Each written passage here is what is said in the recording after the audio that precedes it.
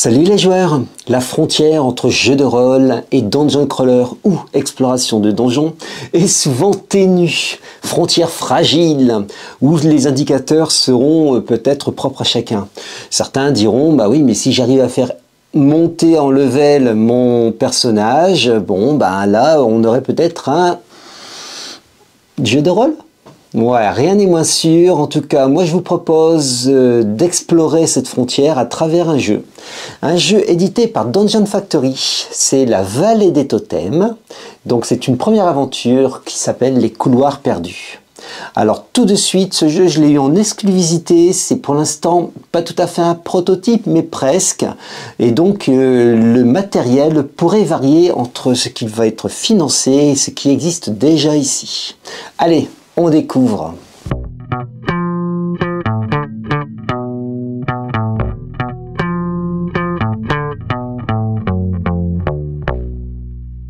Alors pour découvrir, tout simplement, déjà dans ce prototype, vous avez un écran.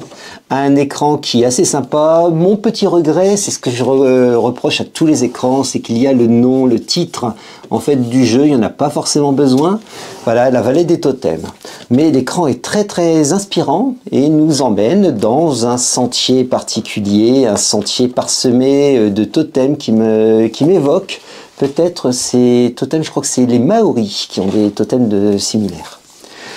La Vallée des Totems, livret d'aventure. Alors, le livret d'aventure, c'est toute l'aventure. Donc, un livret en format, je crois que c'est à l'italienne, et en couleur. On aura l'occasion de revenir dessus, sans spoil, bien entendu. Ensuite, nous avons le livre de règles. Le livre de règles fait une 60aine de pages, 58-59 pour être précis. Le voici, il est plutôt assez joli et donc se tient bien, sans aucun souci. On va aussi en parler. Les fiches de personnages, vous pouvez jouer jusque 4 personnages autour de la table. Et d'ailleurs, il est recommandé même dans ce jeu de jouer à 4 personnages plus un MJ, donc 5 personnes autour de la table. Mais à 3, ça peut marcher, hein, rassurez-vous. Voici une fiche de personnage, recto et verso.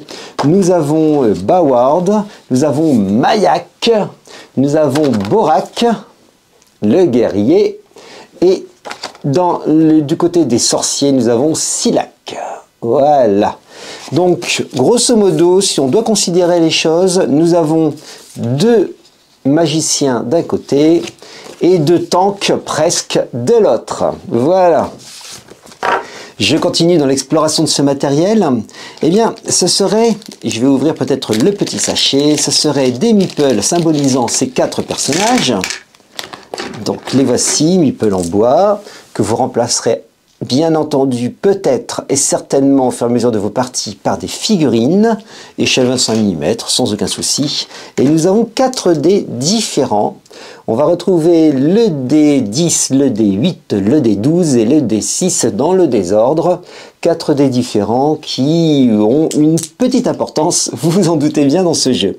Et enfin, Dungeon Factory. Voilà, et ben c'est avant tout une entreprise qui fabrique des supports, des éléments de décor pour alimenter vos explorations de donjons.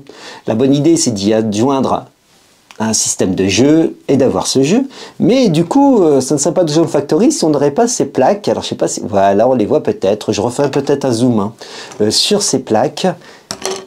En voici quelques-unes. Je les ai peut-être pas toutes, hein, parce que j'ai vu qu'il y avait aussi un escalier dans le livre de règles, etc.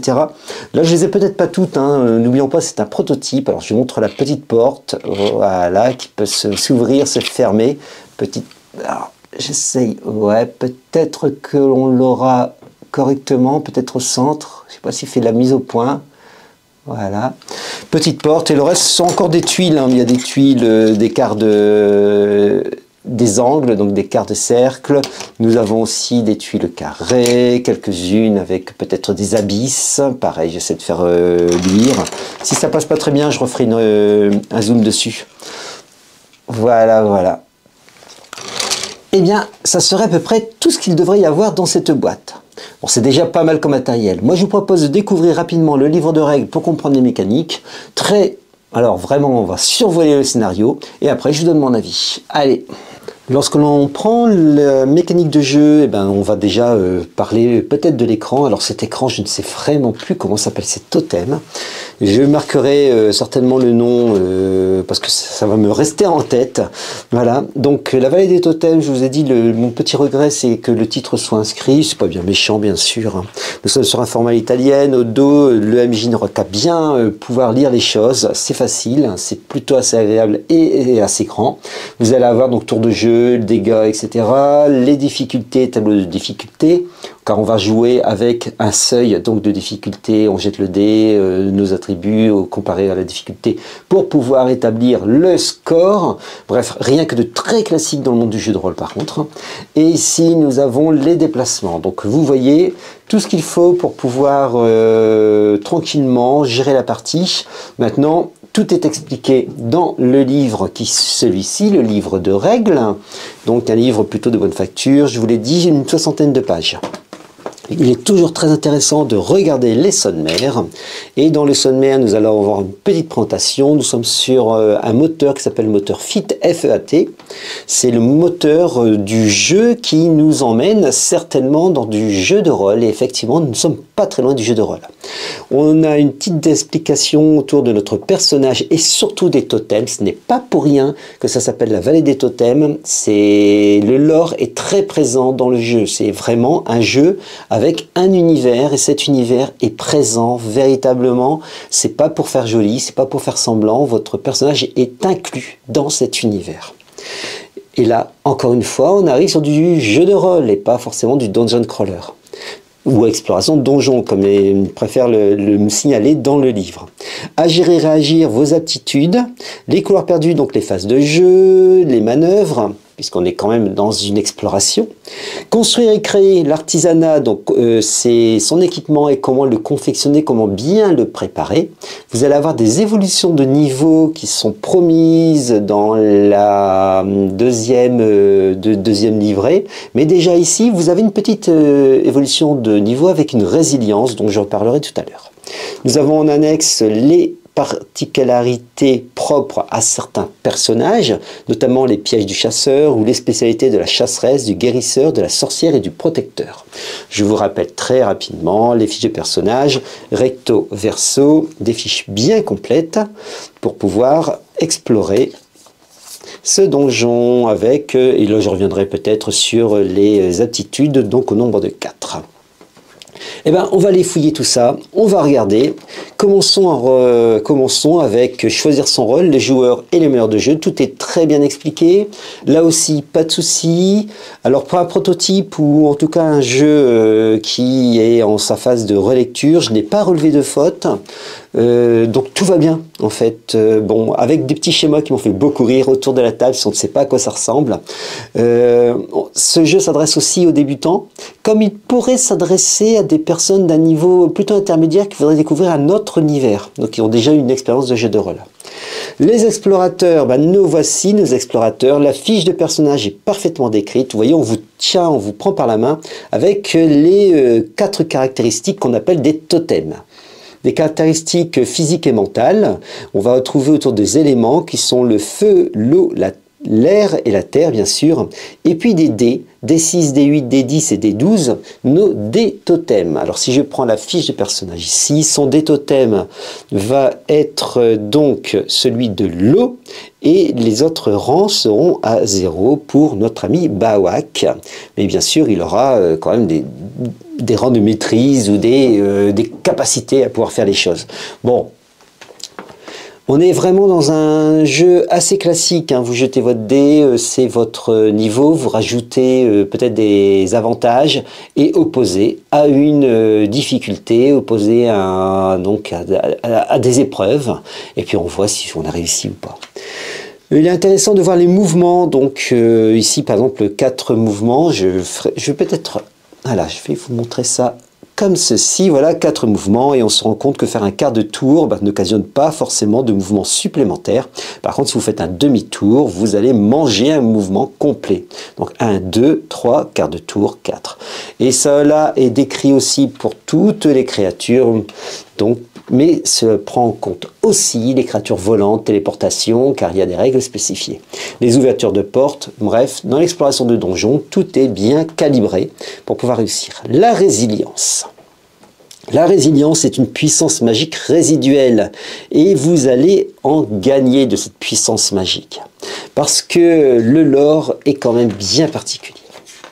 Alors, agir et réagir vos aptitudes, vous allez avoir des actions, des spécialités, des assauts, des pouvoirs. Vous avez tous des pouvoirs dans ce jeu, c'est aussi un avantage. Le fameux petit tableau que l'on retrouve sur la table, enfin sur l'écran, avec les seuils de difficulté, les aptitudes, nos actions, les héritages. On va vraiment passer rapidement, vous voyez, tout est bien, voilà, on sait s'y retrouver. À la lecture, un MJ débutant, prenez-y quand même 3 ou 4 fois, simulez une première partie. Il y a néanmoins une introduction qui est pas mal faite. Les phases de jeu, tour d'exploration, les phases d'intention, aptitude. On reste sur du dungeon crawler, très classique. Les manœuvres que voici, avec des combats, des blocages, des zones de manœuvre. On ne peut pas bouger comme l'on veut. Et puis confectionner son équipement, récupérer du butin. Vous avez toujours des illustrations de plusieurs décors en 3 dimensions. C'est quand même la force aussi de son dungeon crawler. C'est que l'entreprise, c'est une entreprise de conception de décors à l'origine. Et donc du coup, vous allez pouvoir avoir du compatible et beaucoup de choix. Il suffit d'aller voir sur le site de Dungeon Factory. Et après, les aptitudes de personnages, les annexes, donc les pièges et chacun des personnages. Donc ici par exemple, je pense à la sacheresse avec ses héritages, le guérisseur, etc. On va trouver les choses. Les annexes, on terminera bientôt les choses avec l'aventure continue. Et voici justement l'aventure qui continue avec le Nouveau Monde. Le Nouveau Monde, c'est le livret d'aventure. Nous en avons donc un dans la boîte. C'est un livret qui va nous amener donc sur 2 grandes aventures. Enfin, 2 aventures. Une introduction plus une aventure divisée elle-même en multiples épisodes. Donc, le Nouveau Monde, une aventure complète, un scénario d'initiation. Le scénario d'initiation est plutôt bien fait, dans la mesure où il reprend tous les mécanismes, de manière à ce que le MJ puisse bien checker qu'il est parfaitement compris et que les joueurs puissent parfaitement comprendre le système, et ça c'est plutôt intéressant, important. Le lore, donc Anarchouia Encyclopédiae, le livre des échos, histoire et légendes. Vous allez avoir une sacrée surprise. On s'attend à un univers totalement heroic fantasy et on va voir arriver de la technologie avec des cartes perforées peut-être, enfin je vais pas trop spoiler, mais d'un autre côté vous dire que c'est un monde d'exploration de ruines anciennes et d'une technologie que vous ne maîtrisez pas. Vous qui êtes dans une technologie proche de l'heroic fantasy, vous allez découvrir un mélange des genres plutôt bien fait, plutôt sympa aussi. Et donc j'aime beaucoup le lore développé par Dungeon Factory. Les échos donc de cet ancien monde, et voici notre nouveau monde, la légende de la Tour des Ombres. Et vous allez pouvoir, jeunes villageois dans votre village, pouvoir vous initier et pouvoir grandir dans cette épreuve initiatique en explorant peut-être le monde plus tard. Voici l'aventure d'initiation, donc la tribu en fête, etc. Vous basculez dans le monde des adultes et ça y est, vous allez avoir votre première épreuve. Bon, première épreuve, on retrouve à chaque fois ici des donjons à constituer à partir des plaques qui sont livrées. C'est pour ça, là, je vois un escalier, moi je ne l'avais pas, hop, je vais peut-être le mettre ici. Je vois un escalier, moi je ne l'avais pas dans la boîte, mais il me semble l'avoir vu dans d'autres endroits, donc je crois que c'est d'autres livres à vérifier.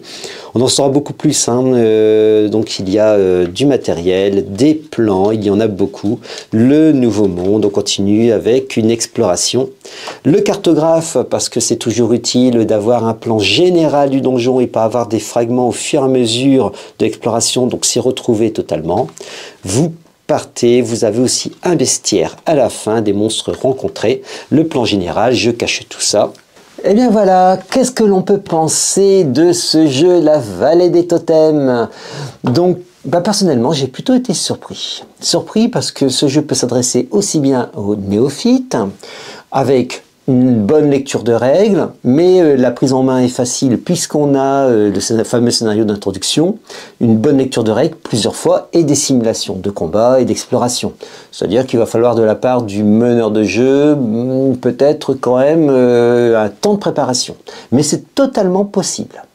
Deuxième point, ce jeu va satisfaire aussi les plus confirmés, puisque vous allez avoir une montée en niveau, le lore est plutôt assez important, donc tout l'univers de jeu est plutôt assez important, et du coup, oui, ça commence à titiller l'imagination et donne envie de faire et de fabriquer vos propres donjons, ce qui est tout à fait possible aussi. Mon petit regret, mes petits regrets, c'est déjà c'est inhérent au Dungeon Crawler, vous êtes bloqué avec 4 personnages, c'est-à-dire que vous ne pouvez pas créer de nouveaux personnages. Mais ça c'est normal, hein. On n'est pas sur du jeu de rôle en tant que tel. 4 personnages, d'ailleurs autour de la table, ce sont 4 personnes qui vont s'y retrouver. Si vous êtes à 3, c'est un peu plus difficile. À 2, répartissez-vous les personnages de chacun. Et puis seul contre le MJ, c'est tout simplement pas possible. En tout cas, ça promet d'être très épique et je ne vous le conseille pas. Voilà, le guérisseur, la sorcière, la chasseresse et le protecteur sont des personnages que vous devez avoir au sein d'une équipe pour une exploration de donjon. Ils se complètent les uns les autres, ça sera très difficile de devoir s'en passer. D'autant plus que le calibrage des monstres est fait pour affronter justement donc 4 personnes, et pas 3, ni 2, ni 1, encore moins 1. Autre petit regret, mais j'en ai parlé, je chipote, hein, c'est ce fameux titre sur l'écran qui est plutôt bien fait d'ailleurs par rapport aux règles et qui donne envie, un petit peu comme un bac à sable, d'aller un peu plus loin. Aller un peu plus loin, c'est ce que vous promet à travers le scénario. Donc on a un premier scénario, second scénario, le tout en 25 mm, je reviendrai dessus. Et à l'issue du premier scénario, on pourrait se dire, mais oui, mais je vais en faire un peu plus, quoi, des explorations de donjons. Bon, là, vous avez tout ce qu'il faut pour créer, il n'y a pas de souci. D'autant plus que vous avez les tuiles. Les tuiles et l'entreprise se proposent donc tout cela, vous avez des tuiles en 3 dimensions qui pourraient parfaitement fonctionner. Donc ça c'est la petite porte que j'aime beaucoup hein, qui glisse ça. Que devrais-je dire d'autre? C'est suffisamment solide. Quel âge? Alors c'est difficile de vous donner un âge pour un Dungeon Crawler. Moi je pense que des enfants à partir de 8 ans, 10 ans, c'est plutôt pas mal. Voilà, vous savez à peu près tout sur ce Dungeon Crawler. Moi j'ai plutôt été conquis du coup, parce que j'aime bien les Dungeon Crawler. De toute façon, quoi qu'il en soit, les explorations de donjons, ça m'a toujours un peu fait plaisir. Il se rapproche, alors le Dungeon Crawler de référence, c'est HeroQuest. Il y a eu une réédition il n'y a pas très longtemps.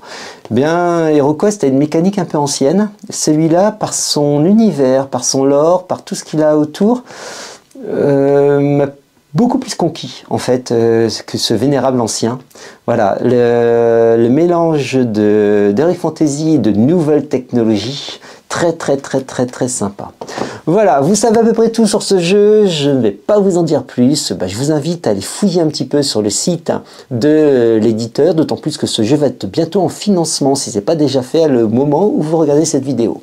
Voilà, il est temps de se dire au revoir, à bientôt, n'hésitez pas à liker, commenter et vous abonner si ce n'est pas déjà fait. Allez, salut les joueurs!